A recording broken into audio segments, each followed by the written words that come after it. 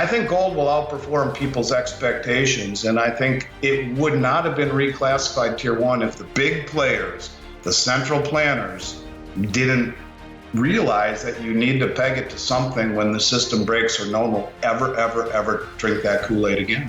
When you take a look at what M1 has done, the M1 money supply, just to get a 30% coverage in the M1 money supply, the price of gold would need to be $23,000 an ounce. And if you wanted to get the 1980 peak of 55% coverage of M1, supposedly with the amount of gold that is held at Fort Knox, the 8,000 plus tons, gold would have to be $42,000 an ounce.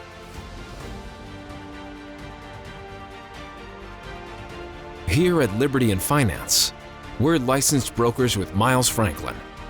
We are standing by the inventory, ready to make sure you get what you need, even into the wee hours of night and on weekends, because preparedness doesn't stop.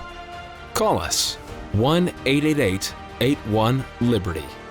That's 1-888-815-4237. Welcome back to Liberty and Finance. We're always glad to have this returning guest. Andy Schectman is the CEO of Miles Franklin Precious Metals, and he joins us for this weekly market update this Tuesday, April 19th, 2022. Andy, thanks for coming back on Liberty and Finance. Good to see you again, Dunnigan. It's crazy to think that the year, which just started, is already a quarter over. It just keeps on rolling, doesn't it? Almost a third here, boy. Couple weeks, we'll be at a third of the way through the year. It is hard to believe. In fact, our sense of timing, my wife and I talk about this frequently, since the beginning of COVID, with the lockdowns and everything that's happened and the travel bans and this sort of stuff, our sense of time is just messed up. It's like our watches stopped. I mean, daylight savings time never helps, but we're like in permanent stuck mode. So it's really difficult for us to have a good sense. Like I've heard you even say, over the past year, and realize, wait, it's been 2 years since we saw these premiums or whatever, that kind of thing. It's a disorienting time that we're living in, and based on a lot of the experts we've been interviewing, I'm afraid it's going to continue to be a disorienting time for the rest of this year, at least, with a lot of changes coming. I guess maybe before we plunge into some viewers' questions I've got queued up, if you want to maybe highlight what you would consider maybe the top one or two things that are disorienting for you that are happening right now. Yeah, well, I mean, for me, disorienting is a lot of us are working from home, and what used to characterize the work week, the breaking up, the getting out of your house, going somewhere, having lunch with people, those things for a lot of us, for myself, have stopped for 2 years. And so, every day you're at home and you're working out of your home office, and it just kind of all runs together. I think, to me, that's been the biggest factor in everything running together is the routine that used to be 5 days a week, getting in your car, driving to work, and having your daily routine stopped. And so it all just kind of melts together. Of course, in our industry and dealing with so much that continually is changing, there's just been so much stimulus at the same time since 2020, since we started doing these interviews, that the combination of not leaving the house and constantly being inundated with more and more and more stimulus has made the passage of time just fly by. And I don't know if it's a good thing or not, but it's somewhat disorienting, as you say. I can't believe how fast it's going, to be honest with you. We have a bunch of viewers' questions that were submitted. We've actually got them. They've been coming in throughout the week saying, hey, when you talk to Andy, ask him this. When you talk to Andy, ask him this. So we've got some of these questions lined up. One of them came in from a viewer who says, if there's a large amount of above ground gold compared to silver, and we've talked about how silver gets typically consumed by industry, that sort of thing, what good is it going to be to own gold? Well, look, to me, the distinguishing characteristic of when I tell everyone that I believe we want to be in gold, it's because gold was reclassified Tier 1. The Tier 1 reclassification of gold, to me, says exactly what the intentions are of the central planners. The huge acquisition of gold by central banks. One of your listeners corrected me in telling me last week that Germany started their repatriation of gold in 2013. I said 2017. I guess to clarify that, in 2017, they made a real big deal about it. The media did. And in 2017, the media talked about they were making a push to have all of their gold sent back, and were told that they wouldn't get it perhaps up till 2020. But that begun, in my mind anyway, at least in terms of me realizing that the central banks were massively accumulating. We talked about all the central bank accumulation prior to the 2019 reclassification of gold as tier one. And when you see the central bank reclassify gold as the only other tier one reserve in the world next to US dollars after 80 years of it being just dollars and treasuries, to me, that is central to what is coming next. And they gave just enough information, they sprinkled just enough in the way of breadcrumbs for guys like you and I to talk about this. But most people who are sophisticated in finance wouldn't know that tier one reclassification if it meant their life. And so I guess what I'm saying is, yes, the information came out, and yes, it is tier one, but no one knows about it. But the central banks continue to accumulate it. So, there are guys out there like Bixweir, who I have a tremendous amount of fondness and respect for, who believe that there is more gold out there than we are being told. And maybe he's right. Maybe there is gold in Chocolate Mountain. Maybe there is gold in the Grand Canyon like he's talking about. I'm not going to debate it. But what I will say is that gold has been wealth for 5,000 years. And when the most sophisticated, well-funded, well-informed conglomerate of bankers on the planet tell you that it's the only other tier one in the face of a dollar that seems to be fighting major headwinds, I think ultimately we want to be in gold. But if the door closed on gold and you were left with a big pile of silver, I don't think you would really would be that awful. What is silver? It's a substitute for gold. I mean, it has more utility than gold. But right now that substitute is a 77-to-1 reflection.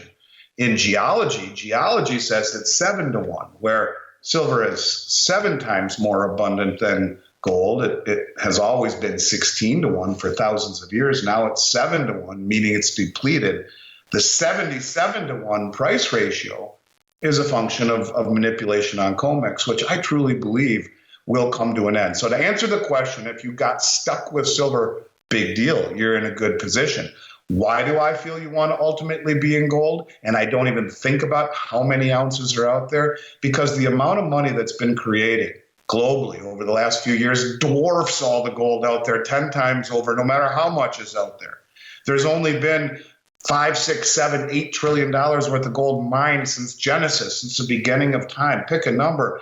I mean, they've spent more than that in the past 2 years in this country alone. So there's not enough gold out there to make a massive difference. In fact, I was reading just the other day that when you take a look at what M1 has done, the M1 money supply, just to get a 30% coverage in the M1 money supply, the price of gold would need to be $23,000 an ounce. And if you wanted to get the 1980 peak of 55% coverage of M1, supposedly with the amount of gold that is held at Fort Knox, the 8,000 plus tons, gold would have to be $42,000 an ounce. So if they ever were going to reclassify gold as, or it has been reclassified, but peg it to a new system, to a new currency, in order to get a sufficient backing, even a 30% coverage. Now, I'm not saying it would be convertible, because de Gaulle of France proved that convertible currencies convert, but it will be pegged.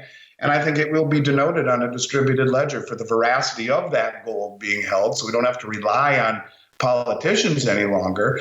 But that 30% coverage backing would put gold at $23,000 an ounce based upon the M1 money supply and the amount of ounces of gold held at Fort Knox. So I think gold will outperform people's expectations, and I think it would not have been reclassified tier one if the big players, the central planners, didn't realize that you need to peg it to something when the system breaks, or no one will ever drink that Kool-Aid again. Yeah, and we're actually seeing current moves by Russia and China in that regards, and have for the past year or two as well. That it's like if it's just a pet rock or a relic, then why is it that some of the largest geopolitical players in the world are in fact announcing moves in that direction? So exactly right. Exactly right. It's just like the Fed telling us that inflation was transitory. It's like Bernanke saying that subprime crisis was contained. And it's just like the Fed today telling us that we've reached peak inflation. They told us that 3 weeks ago, and it continues to go higher. And if they were really serious about doing the things that they were doing, as we talked about before, why not do it now? Stop messing around with a quarter point, half point increase. Jack it up 400 basis points and see what happens.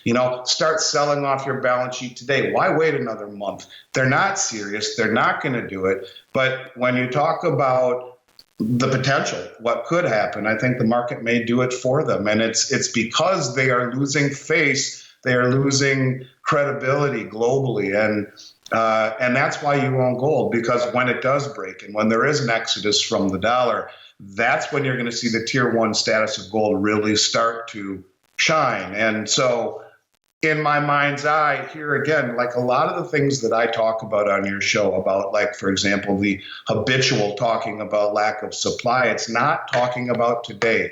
It's what I see coming. If you want to be a decent business person, businessman or businesswoman, you better not just think about today. You're going to go out of business tomorrow. You need to think about tomorrow, next week, next month, and next year. You constantly got to be looking down the lanes and where you're going to go. And if you don't realize that the central bankers reclassify gold as tier one as being incredibly relevant, then I will never convince you that you need to own gold. But what silver represents, because of the anomaly in price between the two, at 77 to 1, yet it's coming out of the ground 11 times less than that at 7 to 1, that represents a generational opportunity. With a gun to my head, though, Dunnigan, I'm telling people, ultimately, if you have one choice and one choice only, it's gold. However, the pathway into getting more gold lies in silver at a 77 to 1 ratio. But if the door closed and you're stuck with a bunch of silver, so what? You're better off than everyone else stuck in fiat. So also looking forward to where things are headed. Some people are trying to look into the crystal ball ahead and see what is likely to be the next environment we find ourselves in if we're seeing the demise of the U.S. dollar because so many countries are turning away from it. It's been used as sanctions, etc. Second question is, if the Fed were to issue a digital dollar, a central bank digital currency, will it be backed by precious metals? Yeah, I think it would have to be. Yeah, and I think the BRICS nations, to me, will lead the way. I mean, just recently we saw the employers and the unions have joined together in opposing the EU. This is European in Germany. The European unions and employers in large have joined together in opposing the EU ban on natural gas imports from Russia. This indicates that you're seeing a departure from the West and siding with the BRICS nations, Russia, China, India, South Africa, Brazil.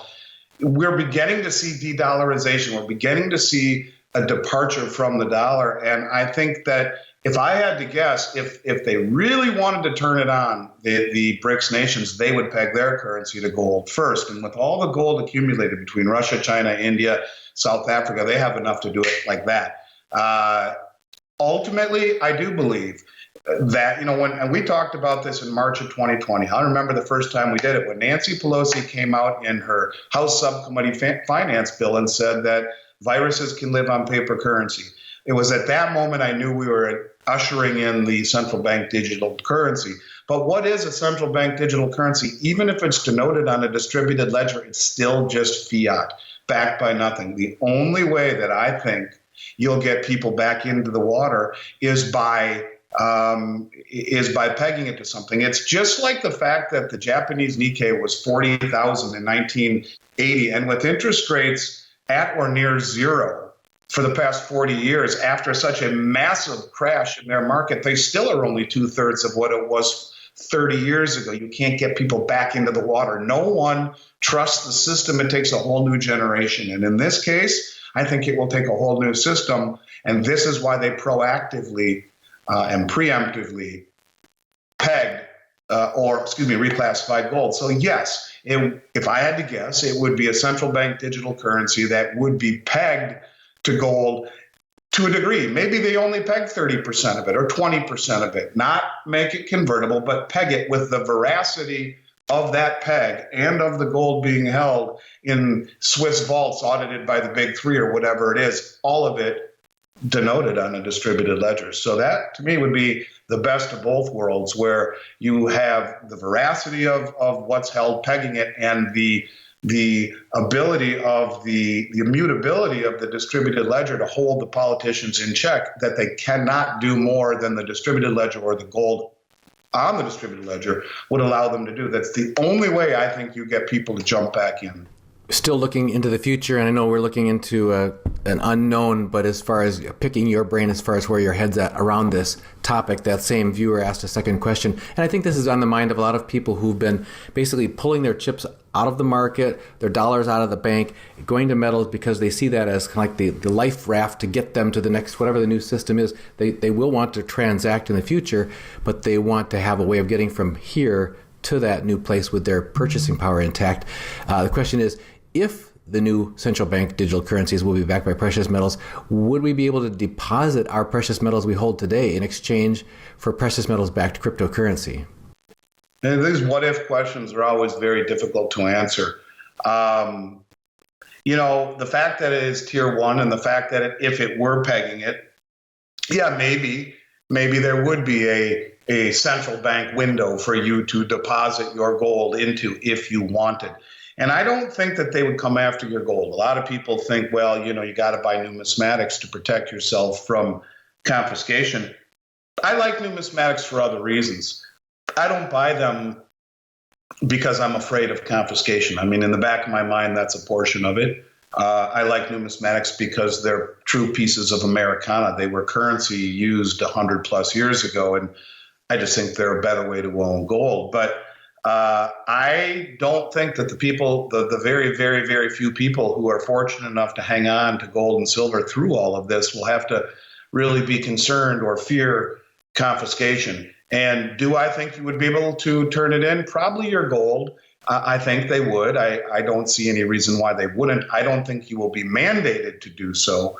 And we've talked about this before. If they wanted to embark upon getting a whole bunch of gold and silver, they could just simply nationalize the ETFs, GLD and SLV. You got the second largest holdings of silver in the world, the iTrust, Silver Trust, held by JP Morgan, the biggest crook on the block.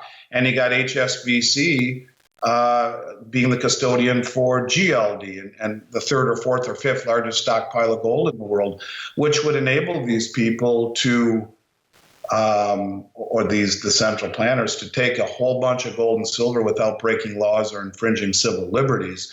And the very few people, the pimple on the elephant who hung on to their gold and silver, if I had to guess, there would be the ability for them to deposit their gold probably.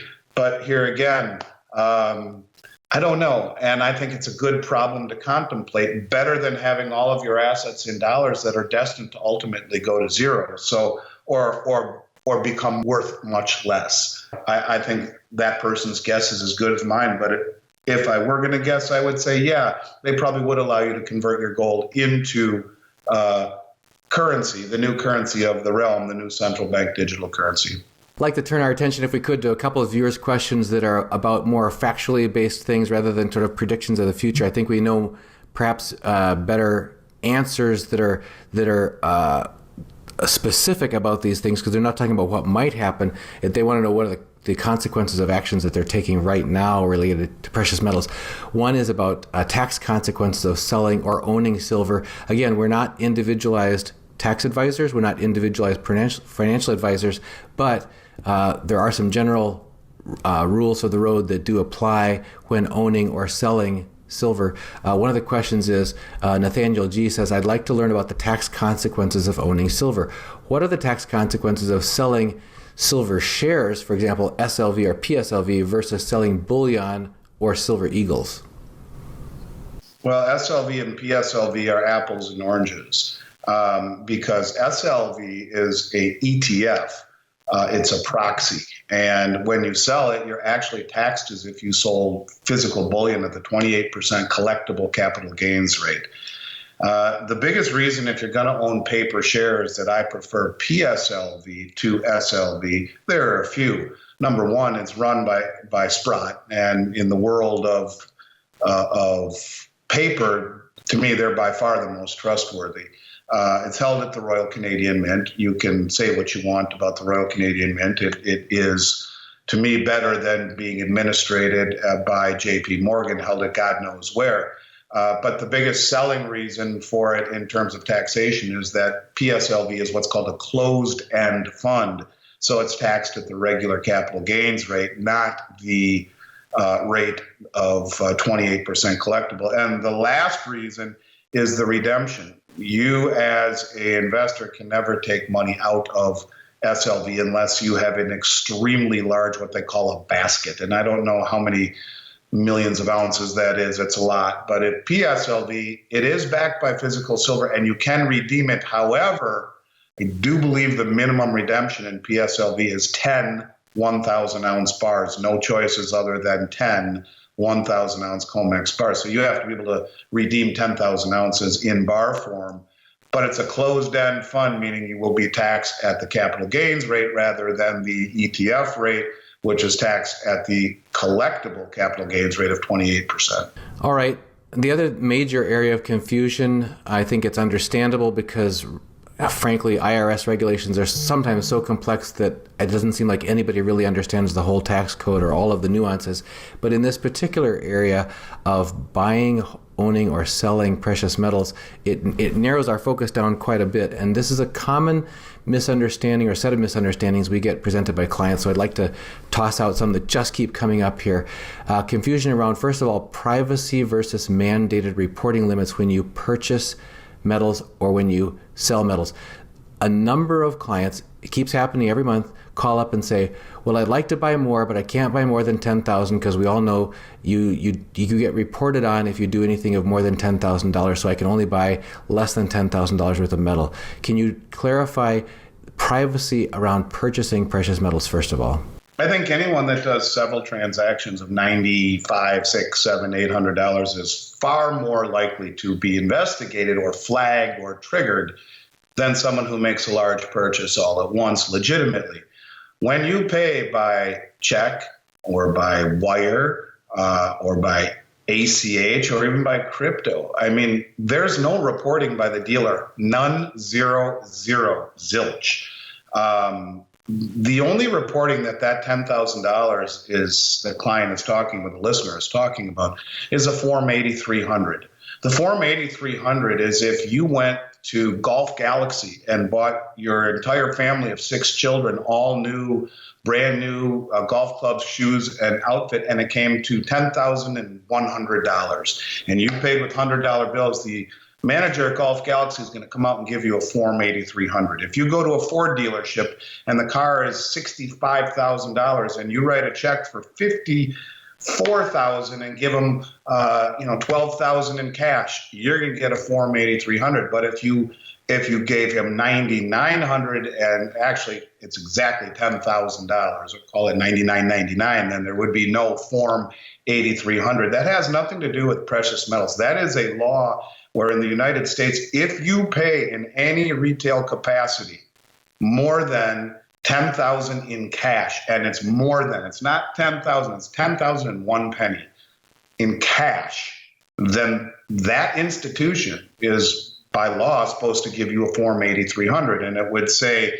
name, social security number, address, the number of bills, the total amount, all of that stuff, because they want to make sure that that person has the wherewithal to even have those bills in their possession. So if someone wanted to buy $30,000 worth of metal and did 3 transactions of $9,800, they are far more, I believe, far more suspicious and attention attracting than the one person who sends a check for $30,000. There is so much money out there floating around in investments and in transactions daily that I would argue that the software that the IRS has or that the banks have are far more likely to look for people attempting to structure, which is exactly what that is, rather than not. But it doesn't matter if there is no reporting by the dealer or the consumer when they purchase. When they sell back, that's when there can be 1099B miscellaneous income forms reported.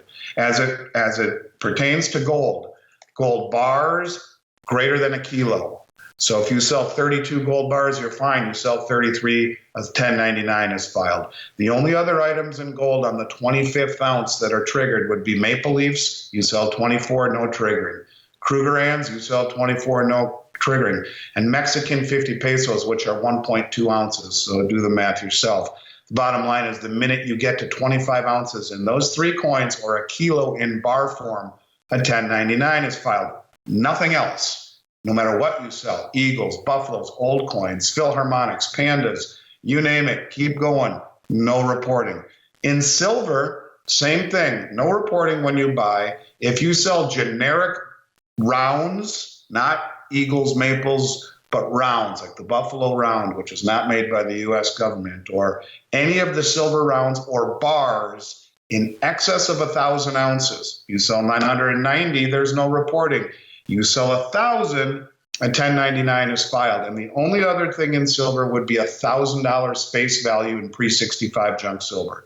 So if you sell a half a bag, which is 500 face, or 3/4 of a bag, which is 750 face, there is no reporting. Now, if someone has a whole bunch of these coins and really doesn't want to do the reporting, do not tell me or you or the dealer. Don't say I'm sitting on 700 gold maple leafs and I'm not going to report it, so I'm going to sell 24 at a time. That's not how you do it. You sell 24 and you call back whenever you want on a different transaction and sell another 20 or 23 or 24. You can do that if you want, and there's no reporting. And that's your own prerogative. But the point of it is simply this. When you buy precious metals, if you pay with a check, a wire, cryptocurrency, or an ACH, there is zero dealer reporting. And it's only those items at those amounts on sellback that trigger it. So if someone had $100 million worth of gold eagles and $50 million worth of silver maple leafs and $10 million worth of Philharmonics, they could sell all of it at once and get a wire to their bank account, and there is zero reporting. Hope that makes sense.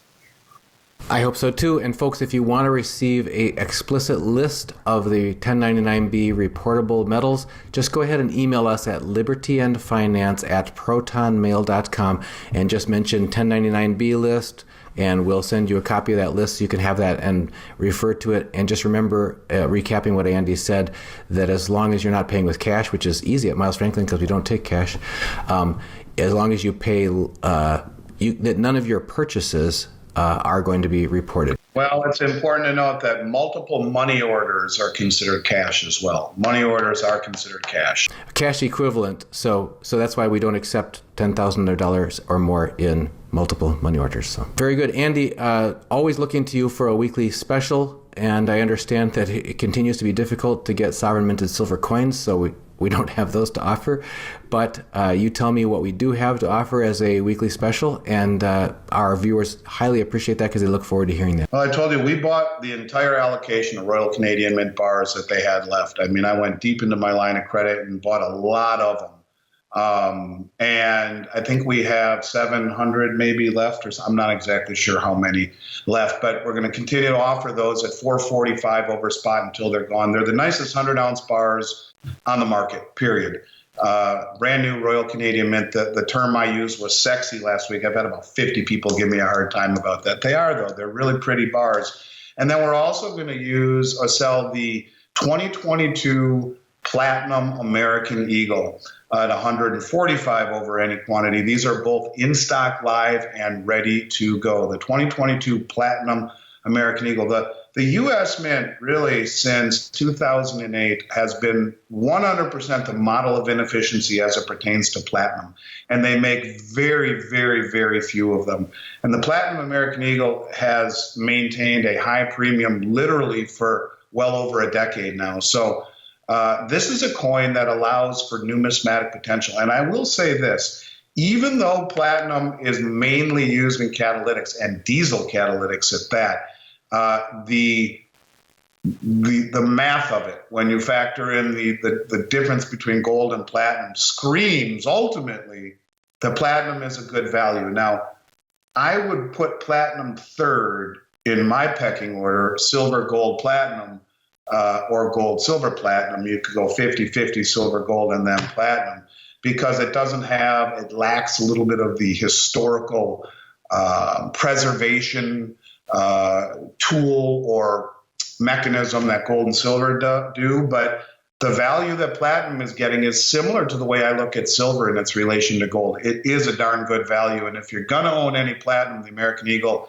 is the Cadillac. And I think at this price will be as competitive as anyone, and if not more so. And that's any amount, $145 over the price of platinum, and in stock. We do have 700 of those ready to go. Well, Andy, really appreciate you taking the time today to answer these viewers' questions that were submitted, because they do accumulate. And this time we were able to knock out quite a few of them. Hope that dispelled a lot of confusion and question marks in people's mind, and hope to educate us all so we can be more aware and prepared, take better care of our family's financial futures. And as always, just appreciate you joining us for these weekly market updates here on Liberty and Finance. The appreciation is mine. I hope you have a great rest of your week, and look forward to seeing you a week from today, next Tuesday. Miles Franklin Precious Metals is one of America's oldest and most trusted bullion dealers. Miles Franklin is A+ rated and accredited by the Better Business Bureau, licensed and bonded, and has 0 complaints ever registered. Here at Liberty and Finance, we are licensed brokers with Miles Franklin. To order, simply call us, discuss your needs, and we will let you know our live inventory, prices, and availability, and lock in your order over the phone. Once your order is locked, the price is held for you regardless of market fluctuations, and the metals are reserved for you awaiting your settled payment. Within 1 business day of ordering, you will receive an email invoice detailing the order and payment instructions. Miles Franklin accepts payments by bank wire, ACH or electronic check, money order, check mailed priority mail, and cryptocurrency. The fastest forms of payment are bank wire and cryptocurrency. Upon settled payment, metals will ship out within 3 to 5 business days. You will receive tracking information via email. Domestic shipping charges are $15 for any order under 500 ounces of silver or 10 ounces of gold. For orders larger than that, domestic shipping is free. The package will be double boxed, fully insured, and labeled discreetly, with no indication of the contents inside. For your privacy, the name Miles Franklin will not even be on the package. To talk to myself, Elijah, my brother Kaiser, or my father Dunnigan, call 1-888-81-LIBERTY. That's 1-888-815-4237.